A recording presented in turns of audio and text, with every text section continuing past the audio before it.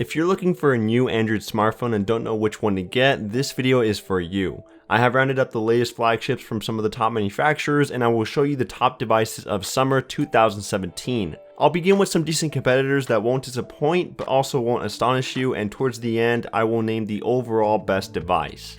I won't go into too much detail as it would make for an extremely long video, so instead I'll tell you the best features on the phone and why you should consider it. I'll include the links to the full reviews of each device in the description and also in the corner of the video. Let's start off with the Moto G5 Plus. If you're on a budget and want the cheapest smartphone you can get with decent specs and features, this is your best option. It has a starting price of $230 for 32GB of internal storage and 2GB of RAM, or a higher variant priced at $300 for 64GB and 4GB of RAM. My favorite features found in this phone would have to be the design, software, performance, fingerprint sensor, and expandable storage. Usually with low priced devices you get a simple plastic build, but the G5 has gone an unusual route with an all metal non-removable back and a full glass front. There's still some plastic on the sides, but it definitely feels solid in hand and doesn't even look like a budget competitor. It's running Android 7.0 and has an interface that is non-bloated and provides a stock-like Android experience with some extra Motorola features on top. There was little to no lag, application reload time was quick, and navigating throughout the interface was snappy. I especially enjoyed the stock launcher. You can't go wrong with a swipe up app drawer, Google Now panel, and a blur transition. Motorola definitely nailed it with the software and performance on this device. The fingerprint sensor on the front works great as well. It even outshines some of the top flagships on the market with great recognition and unlocking speeds. Plus you have the option for expandable storage if 64GB is not enough. To sum it all up, it provides a solid build, stellar performance, great software, a fast fingerprint sensor, decent display, and expandable storage. That's a huge bargain to beat at this low of a price, so I can't see myself recommending any other device in this segment. The next smartphone worth considering is the LG G6. What I love about this phone is the design, rear cameras, fingerprint sensor, and that tall display. This is the first phone to bring an 18:9 Quad HD panel that is 5.7 inches. Even though it's a huge screen, it still works great for one-handed use as they made it taller in size instead of wider, providing small bezels and an excellent screen-to-body ratio. So now when you're navigating through apps, more information is shown, split screen is more useful, and watching videos on Netflix or YouTube is phenomenal. I also appreciate the overall build. LG dropped the whole modular design thing found on the G5 and instead brought us an aluminum and glass build with brushed metal on the sides and a complete flush back for a seamless finish. It's definitely a good looking device, feels very comfortable in hand, and that slightly curved glass pane on the back brings a nice soft touch for that cherry on top. The placement of the fingerprint sensor / lock button is perfect and tactile. Merely placing your finger over the sensor unlocks it pretty fast and it recognizes multiple tips really well. It's definitely not the fastest one out there, but it works as expected. The dual 13 megapixel rear cameras is where this phone starts to get interesting. One's for standard pics and the other is for wider shots. I do enjoy taking pictures at a much wider angle as it provides stunning perspectives and is perfect for getting everyone in the photo. In both cameras, the color reproduction is well balanced, contrast is on point, and everything looks vivid and crisp. Even in low light conditions, you receive similar results with a bit of softening. LG's processing is a bit aggressive, making some objects in certain photos look fake when you crop in, but other than that, this is a solid camera overall. The G6 will cost between $400 to $500 depending on which website you get it from.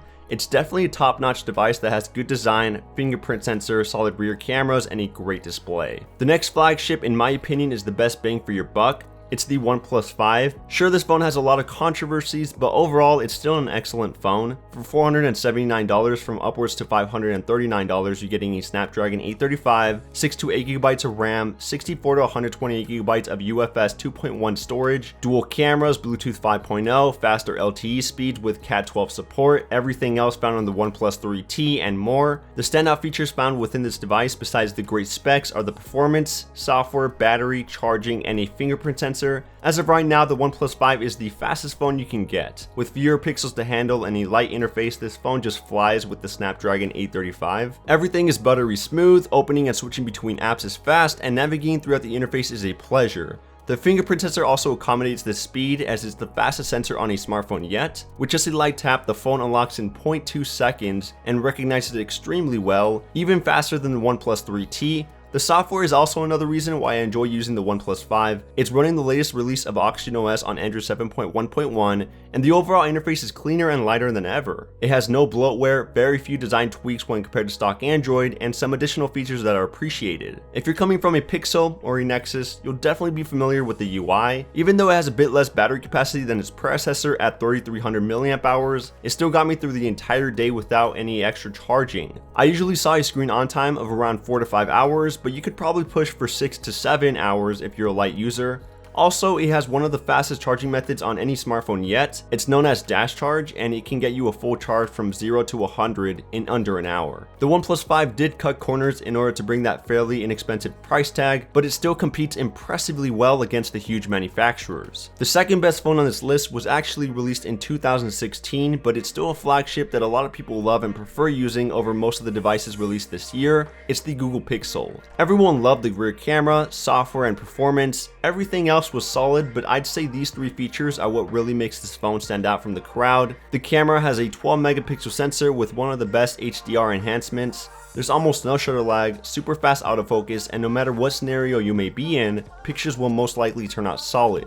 There are a few exceptions, but for the most part, I really do think this camera outshines others. Android 7.1.1 also comes pre-installed with some exclusive features that you won't find on any other device. The white navigation bar that animates when you tap on the home button. The only other phone that has this animation is the LG G6, but with no white filled-in keys. You also get the Pixel launcher with even more animations and beautiful live wallpapers, and you get the option of upgrading to Android O by enrolling it into the Android beta program. Lastly, the performance is stellar. This phone just flies when scrolling through apps, tapping on animated buttons, and even playing heavily graphic games. If it came down to one reason why you should go out and buy this phone, it's honestly the performance packed in with the newest version of Android. Before we move on to the best overall phone, I wanted to give a big shout out to our sponsors over at Dbrand. All these smartphones in this video and more have compatible skins to give your device a unique look. They provide better grip and cover all those smudges and fingerprints that you would find on the back panel. I'll drop a link right below that like button to check them out. Finally, the best overall Android device as of right now is the Galaxy S8. With a few exceptions to the software and fingerprint sensor, this is considered by most to be the complete package in a smartphone released in 2017. The design and display are what most people will look back on, but you have to appreciate the unique software features, top-of-the-line specs, battery, and camera. Like I said before, the LG G6 was the first phone to bring in a tall screen, but this phone did it better. It's a bit bigger at 5.8 inches, with the Plus having the option of up to 6.2 and has a better screen to body ratio.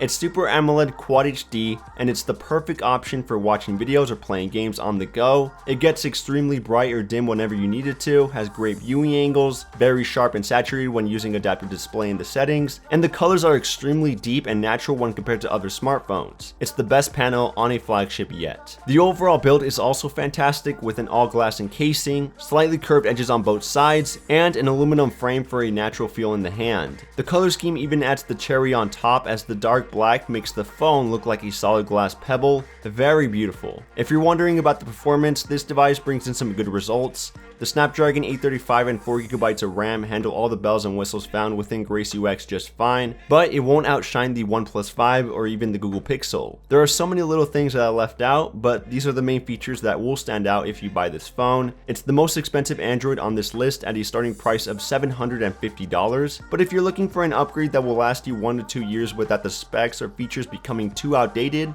this is the best phone to get. So that's my full list of the top Android smartphones of summer 2017. This list will change once the year comes to an end, so make sure to subscribe for that upcoming video. Let me know in the comments which phone you think is the best one to get as of right now. Check out Android Police and Dbrand through the links in the description, and I'll see you guys in the next one.